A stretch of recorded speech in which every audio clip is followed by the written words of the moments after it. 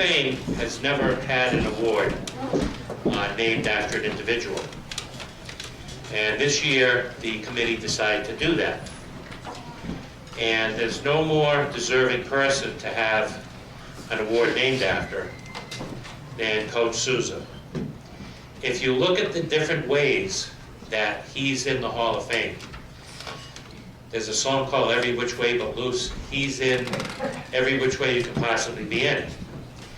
He got in as an individual, as an athlete, and as a coach at the same time. He's the only one that did both of those at the same time. He also got in as the captain of the 1957 baseball team.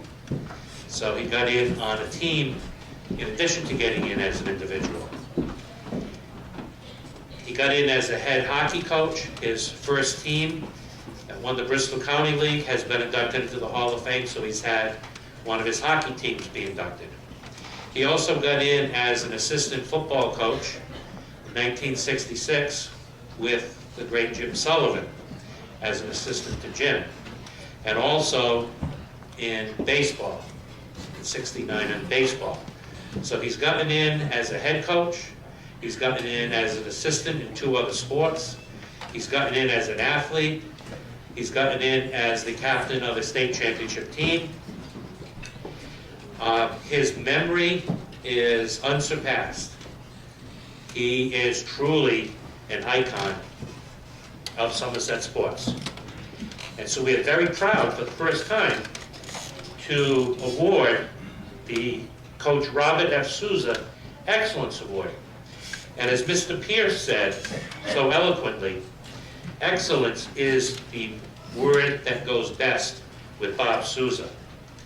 So Bob, we'd like you to come forward to present the first Bob Souza Award.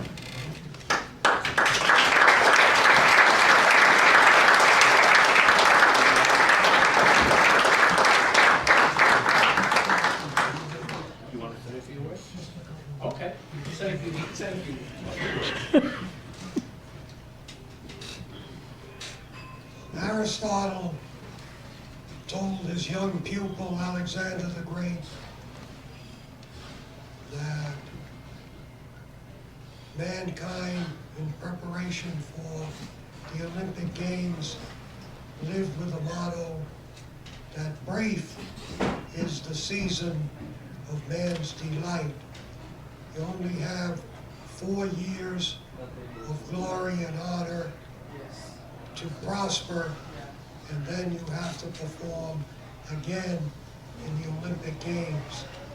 Tonight, we have a person to receive the award who was involved with the teaching of the events of the original Olympic Games held at the foot of Mount Olympus by the Greeks representing their city-state.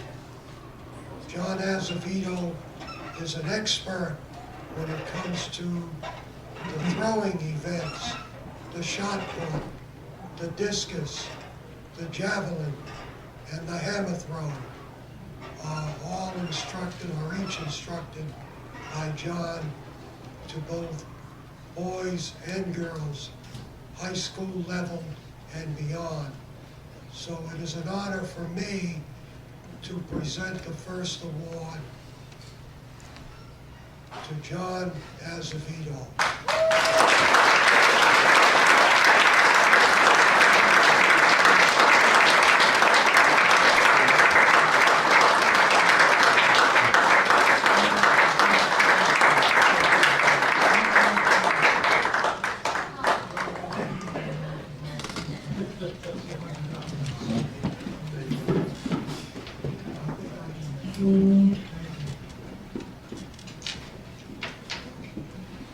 We're on a stopwatch because that's what track comes. And you know how we had a problem with your microphone at the beginning? I think it might be running out of electricity.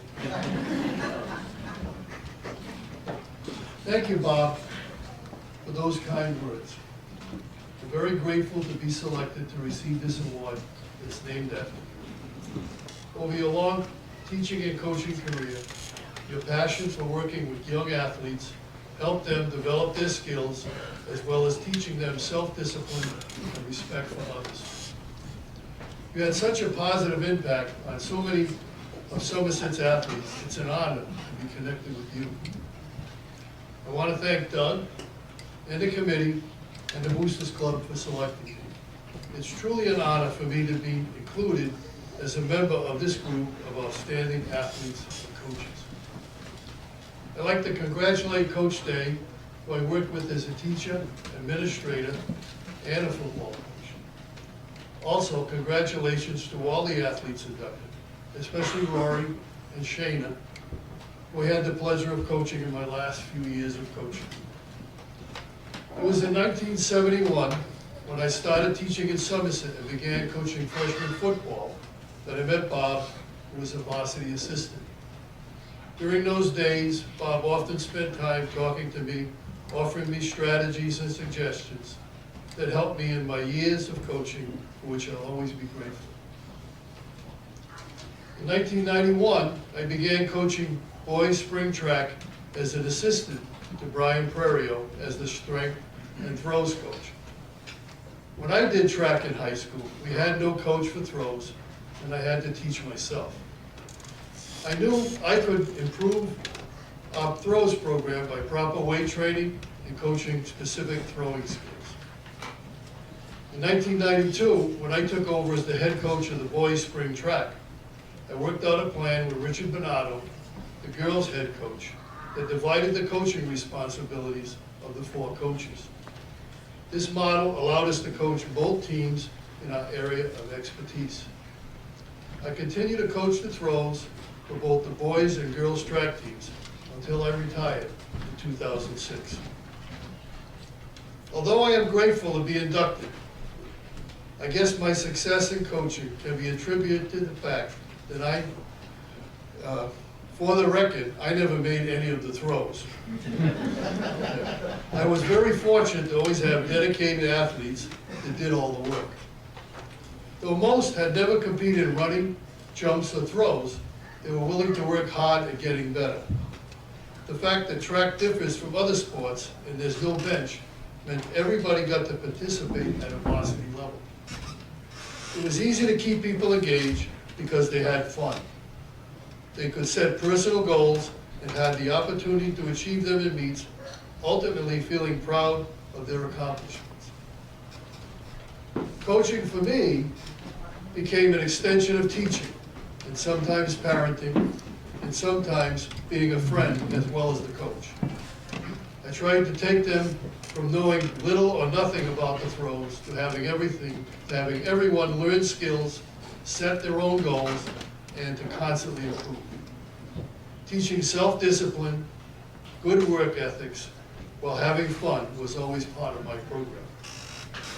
It was not about making champions, although that seemed to happen naturally. Sometimes my coaching even meant helping them find that important prom date. Over my 15 years coaching track, we had numerous throwers win league championships and become all-stars. We had throwers qualified for state meet competition and beyond in both winter and spring track every year. Throwers also set, when I was there, 25 new throw records covering both winter and spring track. We had 3 outstanding throwers who went on to win 7 state championships combined, 3 New England championships. The one competed nationally, finished 4th in the United States, and was selected as a high school All-American. These individuals are all Somerset Athletic Hall of Fame members. You know them as Nikki Castigay-Mayer, Mary-Kate Marchand Murphy, and Caleb Bliss. You might note that after dealing with our worn-out track for years, it's gratifying that soon after I retired, they decided to build a new one, along with the school. It's an outstanding facility, and I'm happy to say that I'm able to work there often as now a track official. Again, I'd like to thank the committee and say congratulations to all the inductees. And to my fellow coaches, since I turned 70, they said I joined the Old Buzzards Club. So that's why I have.